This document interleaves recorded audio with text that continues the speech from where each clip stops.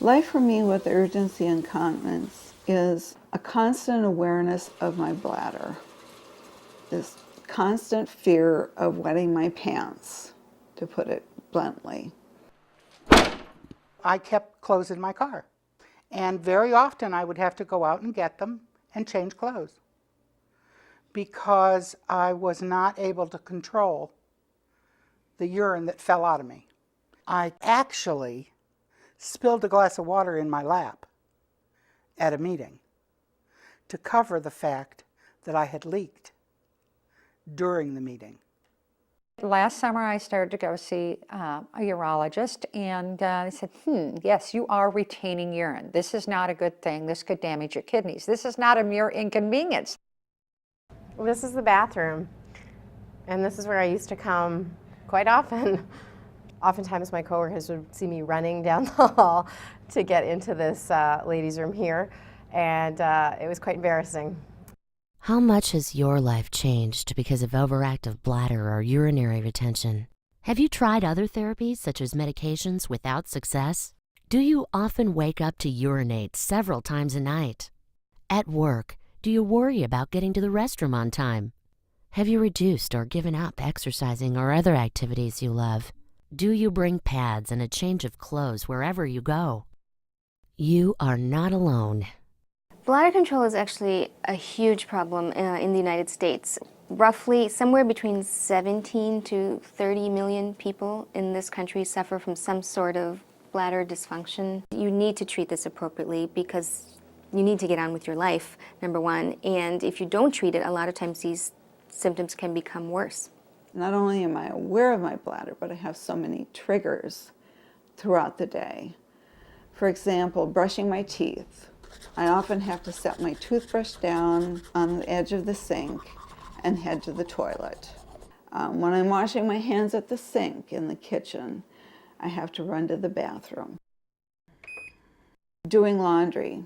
When I get ready to start the clothes washer, I haven't even started it yet. But knowing that the water's going to start running, it's an automatic trigger. I have to head up the stairs.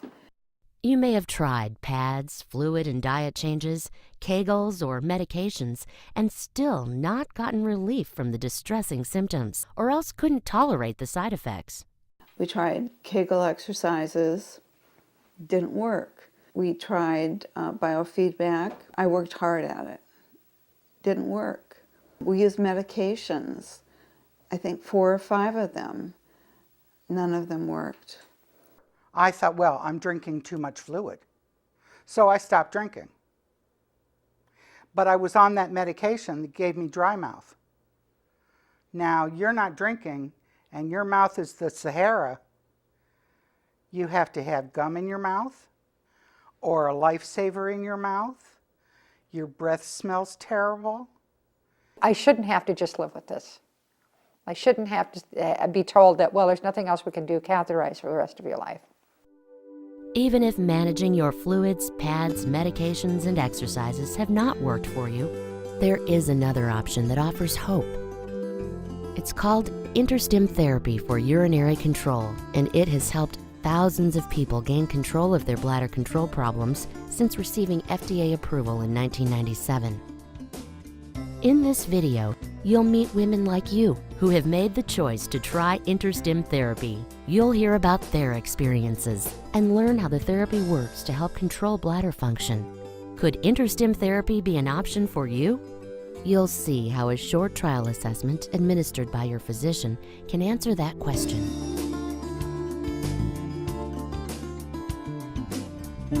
What we're saying about patients with these problems is that they have an information management problem. The switch is either stuck in the go all the time position or in the no-go position. If you have overactive bladder, medications are designed to relax the bladder muscles, which may reduce symptoms of overactive bladder. But medications are not effective for everyone, and they can also cause intolerable side effects, such as dry mouth and constipation. If you struggle with retention, catheter tubes are often required in order for you to empty your bladder. It means having to keep catheters with you at all times and the risk of getting an infection. Interstim therapy can help for either overactive bladder or retention. It works on the nerves that control bladder function. The bladder itself may not be the primary problem, but the communication signals between the brain and the nerves that control the bladder are causing the troublesome symptoms. And so the therapy can work equally well for both sets of problems. And the key to understanding who it's going to work for is the trial. Interstim therapy begins with the trial assessment procedure that may be done in the office or as an outpatient procedure. During this procedure, a thin, flexible wire is placed underneath the skin near the tailbone, and then it's connected to an external test stimulator that may be worn on your waistband. The patient experiences the effects of sacral nerve stimulation during the at-home test period. Lorraine has suffered from frequent and sometimes uncontrollable urination problems for several years, and she is about to start the interstim therapy trial assessment. The first phase is a trial or a temporary phase. That's the part where we actually find out whether or not the use of this device can help you. What's involved is we put a small lead or a wire into the openings in the tailbone where the nerves travel. Then we're going to send a small electrical signal to the nerve with a handheld stimulator. So it's not the kind that ultimately we would implant in your body if this works, but it's a temporary one that patients can use in order to test this out. What we do in the operating room is not going to give us the answer. It's what's going to happen in the days following that, where you have a chance to use the therapy, and you're going to keep your diaries, and we're going to compare those to what was happening beforehand. In the right patient, in the patients who this can work very well for, we're not looking for a subtle change. We're looking for a night and day difference in your symptoms. Today's the 5th day after my implant. I'm feeling terrific. I feel like I'm back to normal with regard to voiding. In fact, my bladder diary reflects that. I've had no incidents of leaking. Even today, I was brushing my teeth, and I didn't have to stop and lay the toothbrush down and run to the toilet. This is the first load of laundry I've done since the implant. So we'll see what happens once the washer starts. The setting is all right. Change it to cold. This is when it usually happens.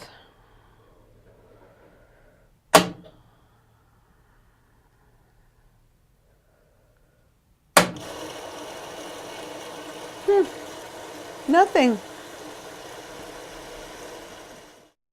Given that there was a trial, I was very secure with the fact that it wasn't going to be permanent, that we could have that trial period.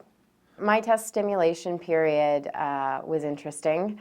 It involved a lot of different changes to my settings to try to figure out which one was going to work, and nothing seemed to be doing the trick until the day before the end of my trial, which was a great success for me because it took a little bit of time to settle in. A friend of mine called me the other day and wanted to know how I was doing. And I said, she asked me, I said, well, I'm still back where I was. And she said, what were the chances that this was going to be successful? What were you told? And I said, 70%. So she said, well, that's very, very good. And she said, but I kidded her and I said, well, maybe I'm in the other 30%. And she laughed and she said, I can't tell you how many times I've been in the other 30%. And you know what? Even if you are, it was more than worth trying this. And I said, oh, absolutely. I didn't notice it was working. I noticed I wasn't wet. Hello? It was amazing. I hadn't been dry for a whole day in almost 28 years. When I realized I wasn't wet, I had hope. That 4-letter word was mine.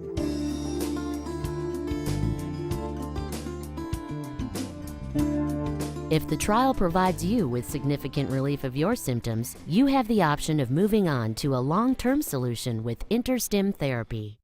During this procedure for long-term interstim therapy, a wire, often referred to as a lead, is connected to a neurostimulator that is implanted underneath the skin in the upper buttock.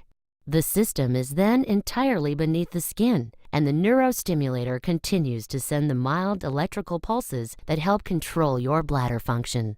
So looking at your diaries, the average amount that you were urinating was about 130 cc's, or 4 ounces, 4 1/3 ounces. And now you're voiding 330 cc's, which is about 11 ounces. So much bigger volume, and it goes along with the decreased frequency. So I think that how you feel and what those diaries indicate show that you are a good candidate for the chronic implant, and we should go on to that at this point. Thank you. Oh, sure, you're welcome. I'm really glad. It makes me feel great when I have a patient like you who I know I've been taking care of for a long period of time, and who we haven't been able to make better with the other things that we tried, that this works. I love to run and was only really able to run short distances. Any movement to the bladder was just, would set you off with regards to feeling like you had to go to the bathroom.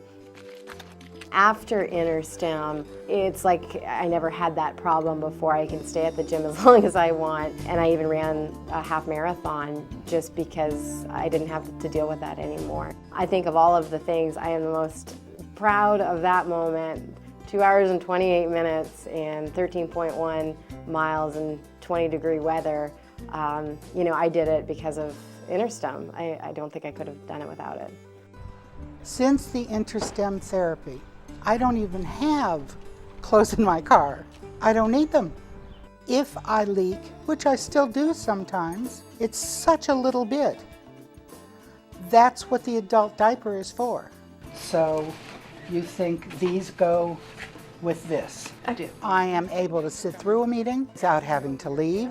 I can stand around at the end of a meeting and visit with somebody. I was always waiting to find the next bathroom. Now I'm waiting to find out what's going to be part of my life. The bathroom is not a major part of my life anymore. The individual who is looking to learn more about interstim, they have to be definitely open to the possibility that this may or may not work for them. I had been through 10 different possibilities and nothing worked for me until this, but I think I'm more than happy that I kept trying, and ultimately I found something that worked for me. If you'd like more information about interstim therapy, talk it over with your doctor. You could be a candidate for the trial assessment.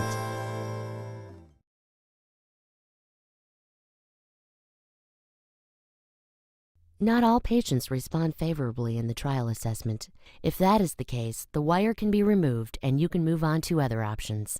Interstim therapy is completely reversible and can be discontinued at any time by turning the device off or removing the device.